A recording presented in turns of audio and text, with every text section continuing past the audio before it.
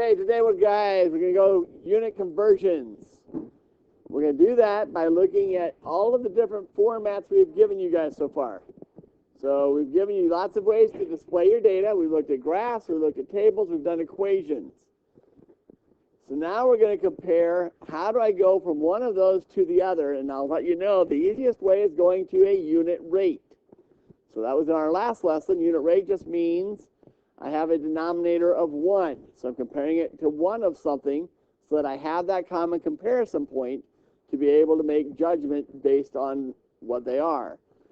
So to find our unit rate, if I have a table, to find the unit rate, I need the value of the first column when my second column is 1. Okay? In a graph, it's the y value when the x is 1. And then in an equation, it's the value of the lone y variable when the second x value is 1. So I'm going to actually give you guys a couple examples I didn't give earlier that I probably should have. So if you're listening from the earlier classes, apologies. This is what happens as we go along. It's why we always do this in our third lesson of the day.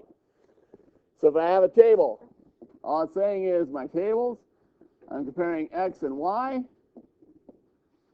And all I want is the value for the first column, for example, 3, when the second one is 1. So I would say here, my x is 3. In this one, in a graph, what I'm doing is I'm saying, comparing my two values, I want the value on the y when my x is equal to 1. So I'm going to just come up from here, whatever this value is tells me what my comparison is. And then in an equation, these are always set up y equals, for example, 3x. So all we're saying is substitute 1 in for the x. So when y equals 3 times 1, or 3. That gives us our comparisons between each of those different sets. And you'll get more examples of that as we go through today's lesson. The other one we're going to do, converting for units. Our first step here, write down what you're converting. Include your units.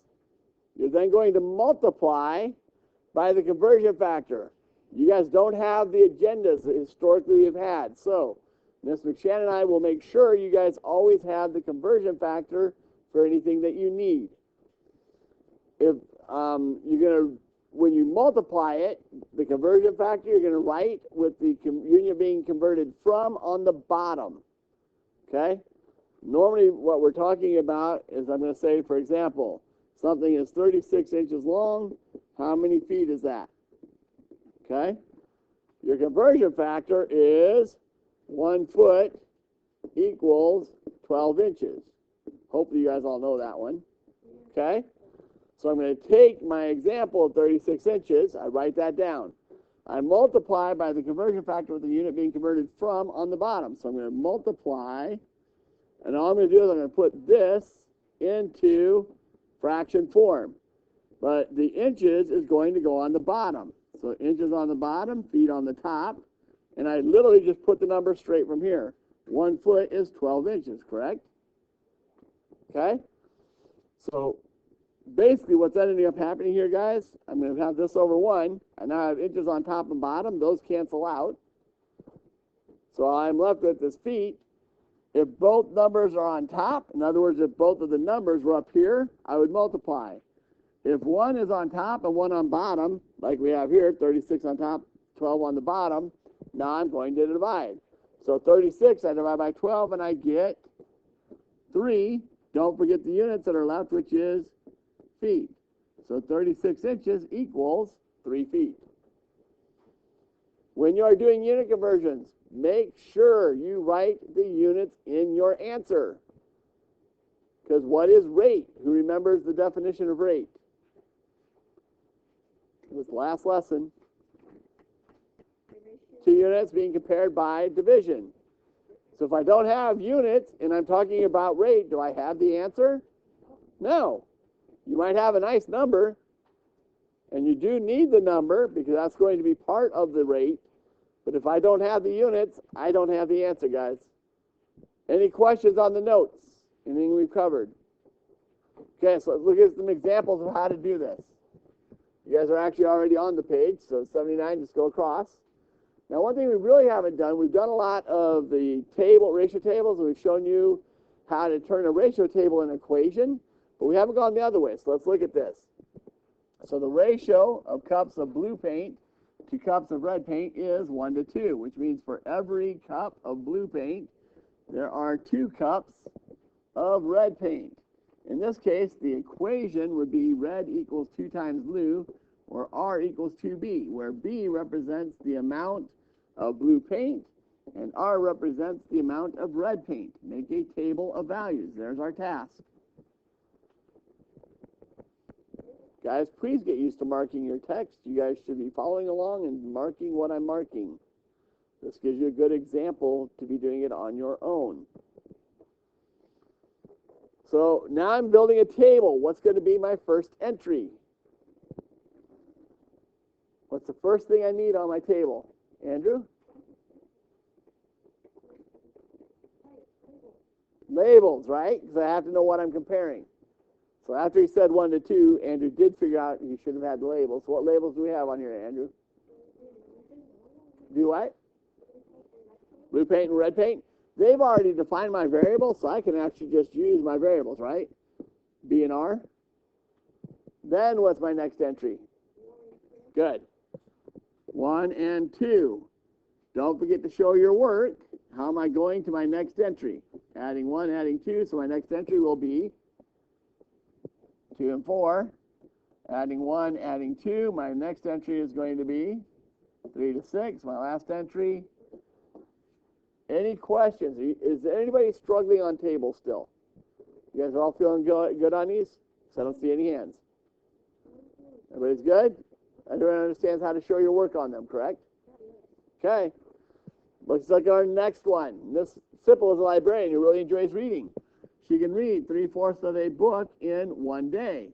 This relationship can be represented by the equation days equals 3/4 books, which can be written as D equals 3/4 B, where B represents the number of books and D represents the number of days. Not us. So what's our first entry? Which is, what are my labels on this one? Days to books, okay? Is it days to books or books to days? It starts book and day, right? So, and actually I gave us variables, so let's use the variables. They said B is books and D is days. Oh, yeah, so we don't. They already defined our variables for us, so we can use them. Okay, so now what is my first entry after my labels? Wesley? 3 to 4. No, that's not. She can read 3 or 4 books. 3 over 4 books in 1 day. That's only. So what's my first entry? First entry would be.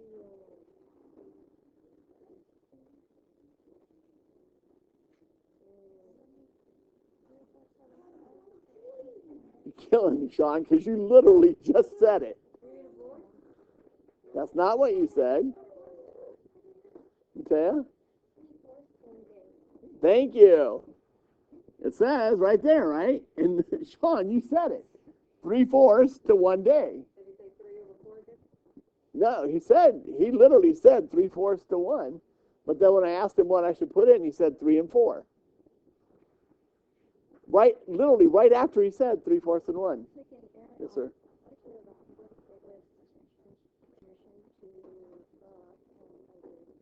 Okay. I'll send you down to the nurse. Guys, you got him? Okay. Okay, now, just as we've shown you before, what do we need to do? I'll give you a hint. If I show my work, it's probably even easier. Because what am I doing on the top?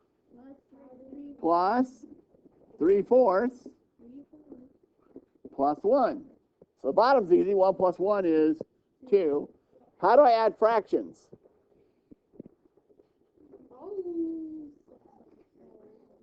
Okay, so what's the key concept in adding fractions? You have to have the same denominator. Thank you. I have to have the same denominator. So the hard part in adding and subtracting fractions is I have to get the same denominator before I can do anything. However, once I have the same denominator, it's easy because all I do is I add the numerator. So 3 plus 3 gives me 6. I'm adding, not multiplying. But once my denominator is the same, I just keep my denominator. So can I simplify 6 over 4? Yes, I can make it. Okay, I can divide that by 2, gives me 3 halves. And then I can still simplify because 3 is bigger than 2, right? So how many times will 2 go into 3? 1 with 1 left over. Make sense? Yes, that's a 2. I divided 6/4 by 2 to get 3 halves. And then I said 2 goes into 3 one time with 1 left over. Okay? So my next entry, what am I doing? Adding 3/4, adding 1. So that's now going to be 3. Now again, the whole key in adding fractions is I have to have a common denominator. So I'm actually going to go back to the unsimplified version to do my addition. So I have 6/4 plus 3/4. That gives me 9/4. I can't reduce that by 2, 3, 5, or 7. So I'm just going to say, how many times will 4 go into 9? Twice, with how much left over? 1. Makes sense? Our last entry, we're adding another 9/4. That gives us 12/4. I'm adding 1. That gives me 4. 12 divided by 4 gives me 3. So Sean was right. 3 and 4 is one of my entries. But is it my first entry? No. 1, you're not 10. 2, you're not keeping up with what he's doing. Yeah, immediately switch to pencil before I just rip all that up. Guys, don't use pen in this class. The only time you use pen is for notes or grading or marking your text. We can allow that, especially for those who use highlighters. But other than that, all work is done in pencil. Any questions on our first page here? Okay, let's turn the page. Page 80. Okay, we're going to do a comparison here between Brian and Shanice. They are both training for a bike race and want to compare who rides it at a faster rate. Both bikers use apps on their phones to record the time and distance of their bike rides. Brian's app keeps track of his route on a table. Shanice's app presents the information on a graph. The information is shown below. So here's Brian's table, Shanice's graph. At what rate does each biker travel? There's our first question. And then explain how you arrived at your answer. So for Brian, his is in a table. So our first entry, they started at 0, 0, which is great, but that really doesn't tell me anything, right? So I need to go to the first data entry.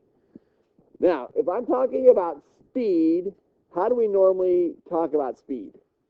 Do I talk about speed as hours per mile? No. Miles per hour, right?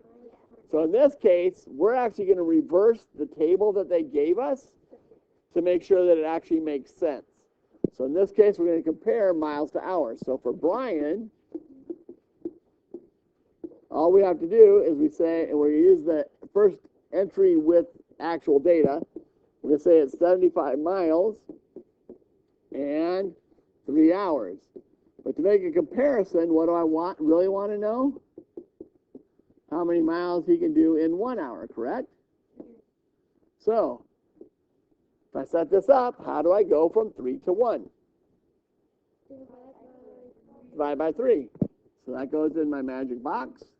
So I'm going to take 75, I divide by 3, and I get 25. So for Brian, he goes 25 miles per hour. But what about Shanice? Now for her, because I'm comparing it to hours, I just go to my 1 hour, I go up. And because it's on a graph, I can go over. Here's the advantages of graphs, especially if I have a straight line. If I draw my line straight, when I came over here, where did I end up hitting? Where is that? Halfway. So it's halfway between 10 and 20. 15. So for Shanice, she goes 15 miles per hour.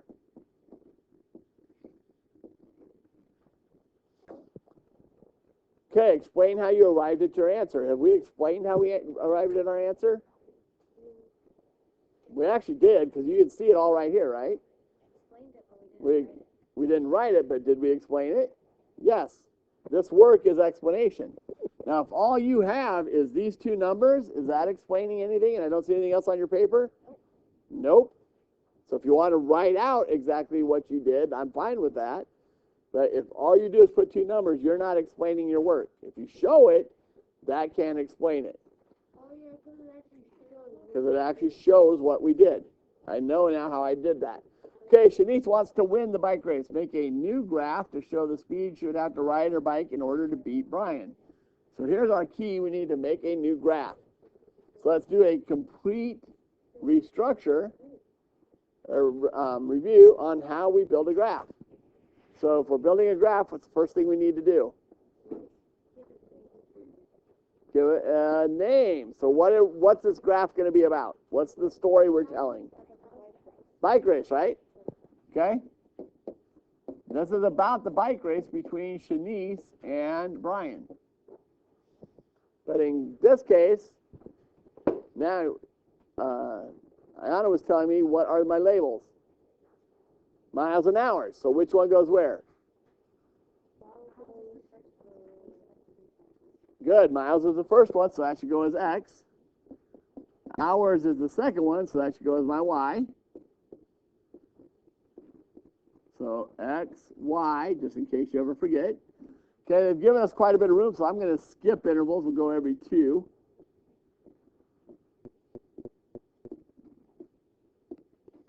Let's do the easy one first, because we're comparing hours. What's the hours going to go by?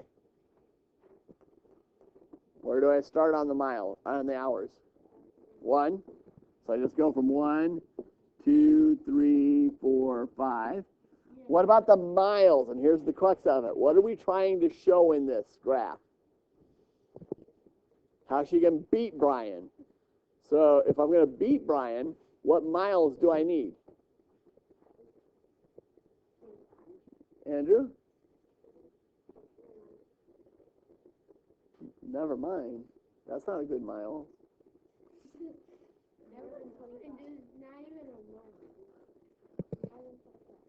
More than 25. So I get to choose. If I'm going to choose more than 25, what number would be good to use? JJ? 30. Okay? I said 26. I get to choose, so I'm not going to do 26 because I don't want to do that for 5 times. I'm going to do 30 because that's going to make it easier for me just to fill out the graph, right? 30, 60, 90, 120, 150. Are we done? No, what else do we need to do?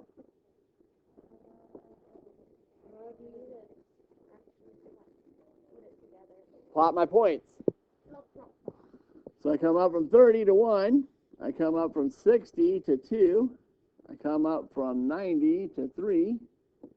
I come up from 120 to 4. I come up from 150 to 5. Once I have my dots, I can use my straight edge. And I connect my dots. Do not forget to put the arrow at the end of your line. Arrow, because that line goes forever. Make sure you use a straight edge and don't freehand it, Mateo.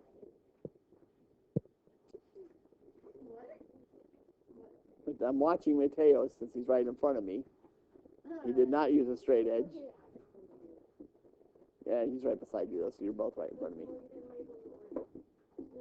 I didn't label Oregon, so we could do the 0, 0 as well. Okay? Anything else that we need to do?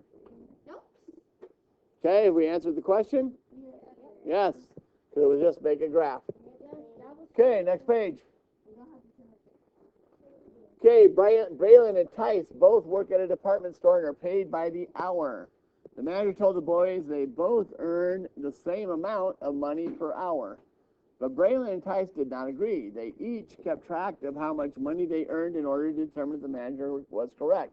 Their data is shown below. Braylon used an equation, and he said the money he earned is $10.50 times H, where H represents the number of hours worked, and M represents the amount of money Braylon was paid. Tice kept his in a table. So our first question, How much did each person earn in 1 hour? So they want us to break this down to a unit rate. So for our table, we can't use a 0, 0 because that doesn't actually have values, although that's a good entry to have. So I'm going to have to use my first one, which is 3 and 34.50. When I talk about earning money, how do I normally talk about that? Do I talk about it as hours I need to work for $1? No, I talk about it in dollars per hour. So once again, we're going to flip the table as they've given it to us to put it like we normally would, which would be, so this is Tice, and it's $34.50 per 3 hours.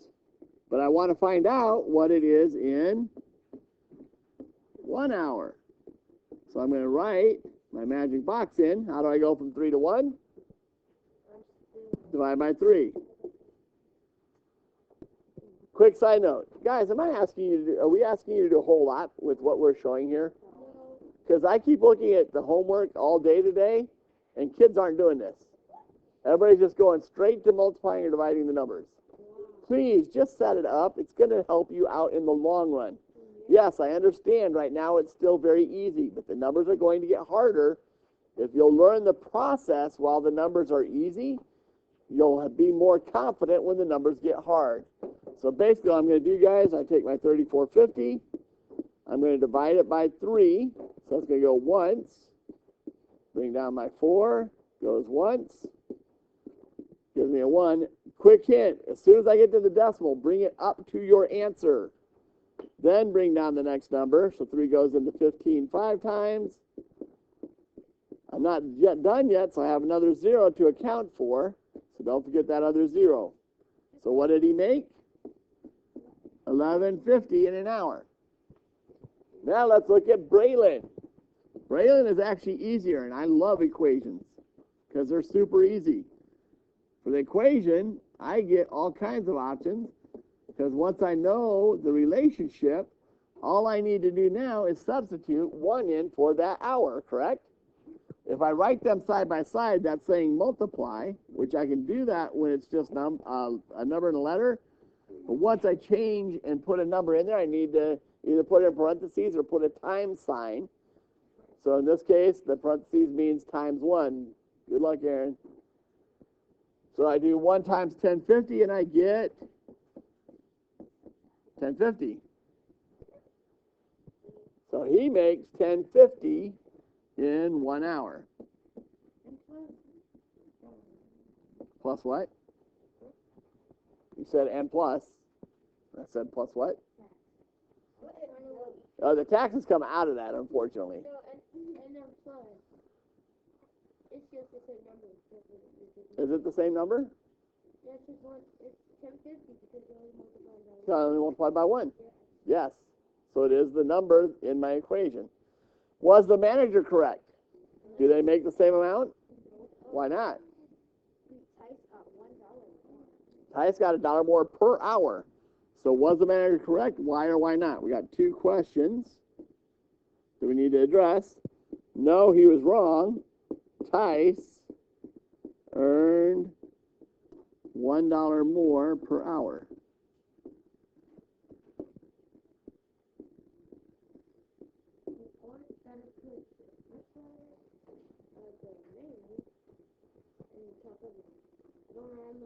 Yes, you should capitalize the first letter of a person's name. Okay, guys, this question is not in your books, but we want you to answer it. So you do have space here at the bottom of your page. We're going to give you guys about 3 minutes. See if you can answer how much each of them will earn in an 8-hour shift. So we just have a couple of them here. How much money will each of them make for an 8-hour shift? This should have been easy because we now have their dollar values, right? So for Tice, it's really simple. He's at $11.50 in 1 hour. I want to know how much is he going to earn in 8 hours. How do I go 1 to 8? Times 8. So I do 11.50 times 8, and I'm going to get 92. For Braylon, Braylon actually gives you a couple options because they actually gave me an equation, so I could just put 8 in there. Or we could do the same way here. 1050 over 1 hour equals some amount over 8 hours. How do I go from 1 to 8?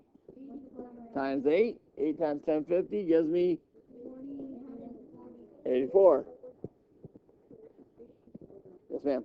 Also, another way to do it is like since it's $1 more for Tice, you could just do $1 times 8 and then find the amount of Tices minus 8. Good. Actually, I would have gone the other way because Braylon gave me an equation.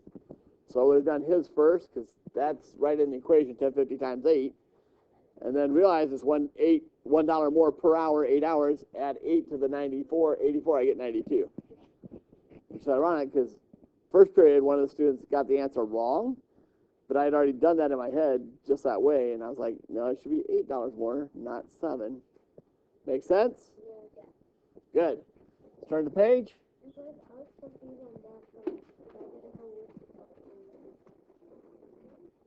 Claire and Kate are entering a cup stacking contest. Both girls have the same strategy. Excuse me. Stack the cups at a constant rate so they don't slow down at the end of the race. While practicing, they keep track of their progress, which is shown below. Claire did hers on a graph. Kate gave us an equation where T represents the amount of time in seconds. C represents the number of stacked cups. At what rate does each girl stack her cups during the practice session? So rate just means break it down per 1 second. So on Claire's, should be really easy. If I want to know in 1 second, I start at the 1, I go up, and then where it meets, I go over. So what does Claire do? Claire is 5 cups in 1 second. Okay, or 5 cups per second. What about for Kate? Kate's easy because she gave us an equation. Equations make it super sweet. So that means my time, what time is it that I'm interested in? What time do I want? 1 second. Meaning I put 1 in for T. So I want to know what T is at 1. So now I substitute that in. Remember, when I write them side by side, letter and number, that means multiply. But now that I have a number, I need to somehow show that I'm multiplying it. Most of the time in this type of equations, I'll use parentheses, or you could use the dot. So 4 times 1 means 4 cups per second.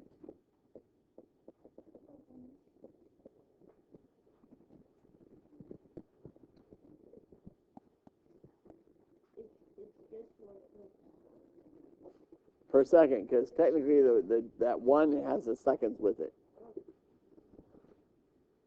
Okay? Yes?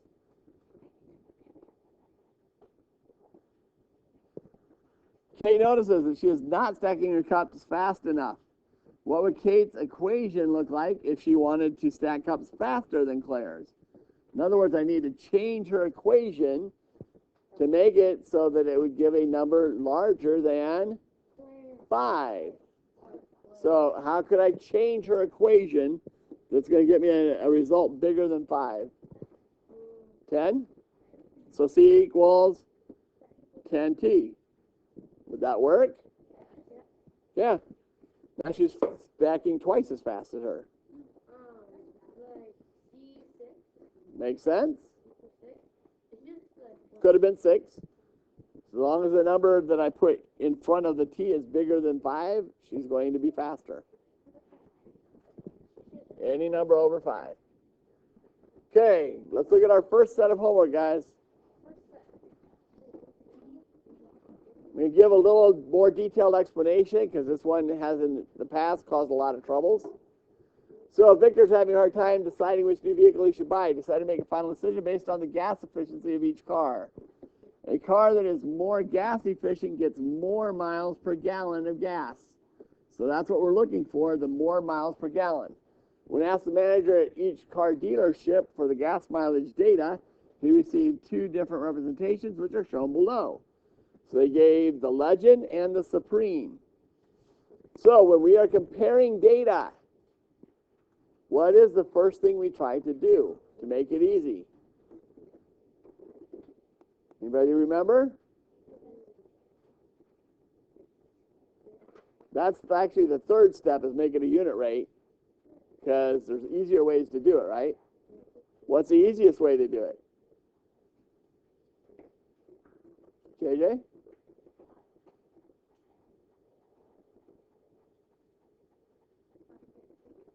Find a common point, right?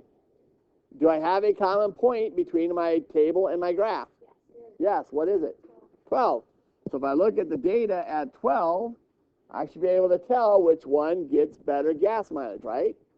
Because the one that goes further on the same amount of gas is more efficient. Does that make sense? Okay?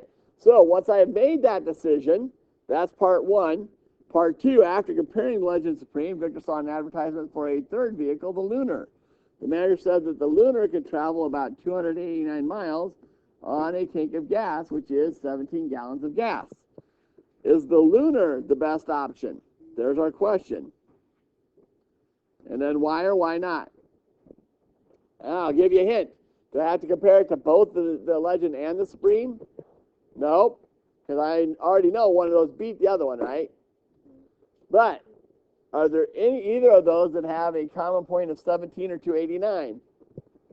No. So here's where you're going to need to go to that third option, which is break it down to a unit rate. Okay? We'll pick up after lunch. Okay, so that covers tonight's homework for the first page. We'll do the other page at the end of the video. Actually, I should probably write that down, 3135. Okay. So 3135, that's where the first homework is. So if you need to come back and get a review on the first homework, that's where you go back to. Okay, everybody go to page 85. We're going to skip about halfway through the next lesson because they have a lot of information here, but we're going to hit some just to get some highlights. Stop all the humming and whatever else is going on. Bing bongs. That was him. Okay, our first one, part B. Vivian wants to buy a watermelon. Kingston Market has a 10-pound watermelon for $3.90, but the farmer's market has a 12-pound watermelon for $4.44. Which market has the best price? There's our question. So this is getting back to what we were doing yesterday in our last set of homework. If you'll just set these up easily, you'll be good. Anytime I am doing comparisons, I want how much I'm paying for what it is. So normally we tell you ratios, rates, it goes exactly as it's written, right? But because we are doing a comparison, we're going to go ahead and flip that upside down. So Kingston's Mart, so KM is Kingston Mart.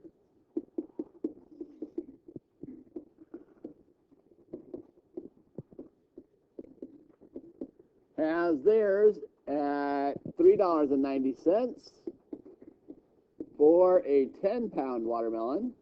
But I want to know what it costs for 1 pound, because then I can actually compare the two. How do I go from 10 to 1? Divide by 10. Who does not understand how to divide easily by 10? Okay? Multiplying by 10, I just add a 0 or move my decimal to the right. Dividing by 10, I just move my decimal to the left. So I'm going to just move my decimal one spot to the left because it's 10. If it was 100, I'd do it twice. So that now becomes 39 cents. Is everybody okay with that?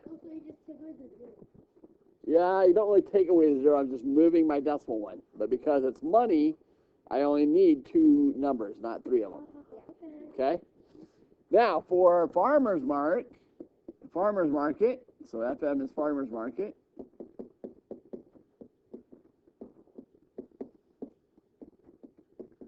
Their price is a little different. It's going to be $4.44 for a 12-pound watermelon.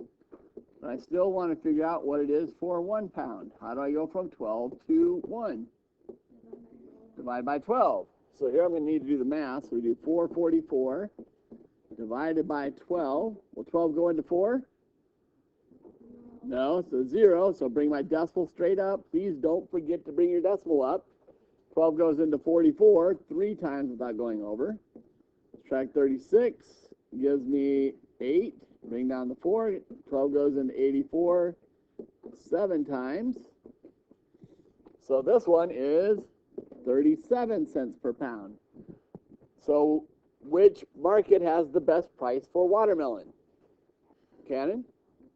Farmer's market. So farmer's market has the best price. Please don't forget to actually answer the question.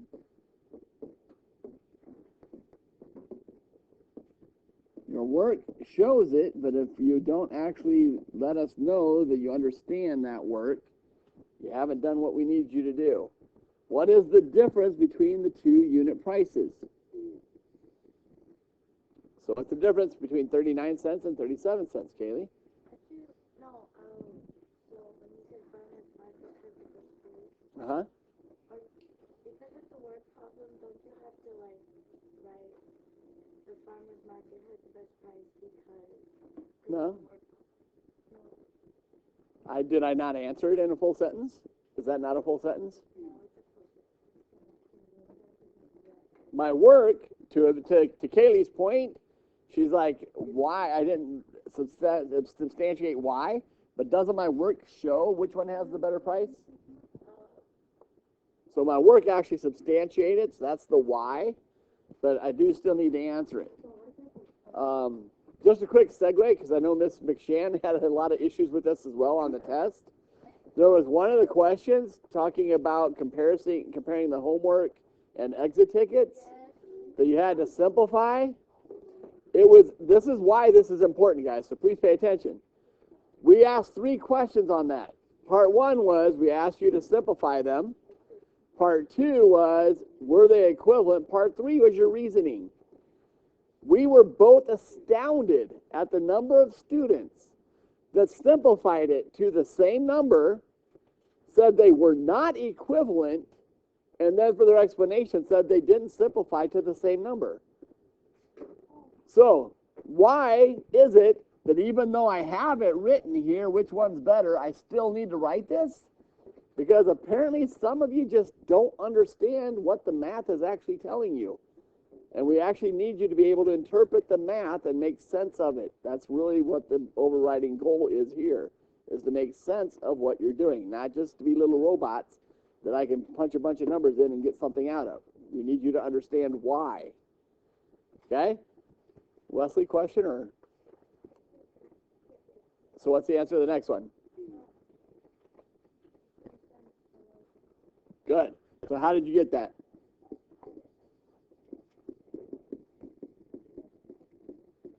Good. Just take 39, subtract the 37, and you get 37 cents. Now, that being said, make sure, 2 cents. Sorry, I had the 37 on my mind. The difference is 2 cents. Make sure you write it correctly. So if you use the 10-cent sign, you could do that. But because everything is given in dollars, it's preferred that you write it in a dollar format. Yep. Make sense? Mm-hmm.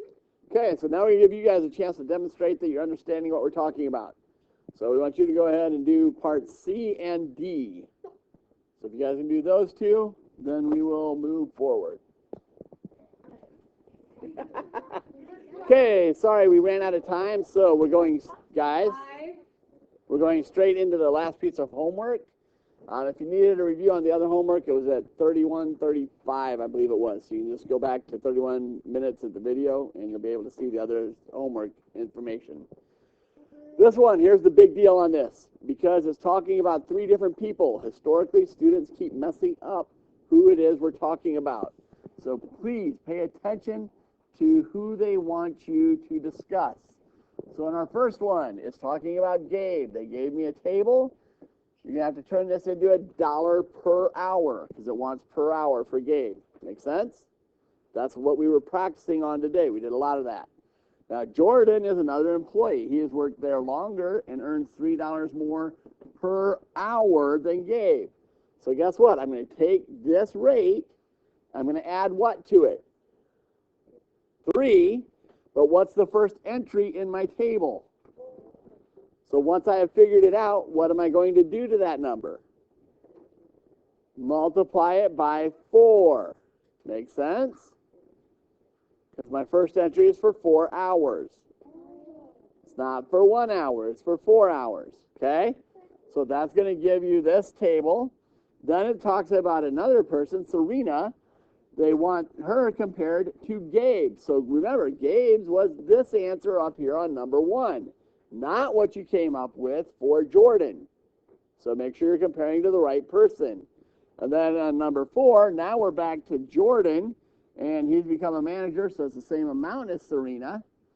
So what I'm going to have to do on this one is figure out the part that I used here and multiplied by 4 to get this answer. I'm now going to compare this number to what I get off of her equation here to figure out how much more he now earns. So you can see there's lines all over the place on this, right? Pay attention to what you're solving for, guys.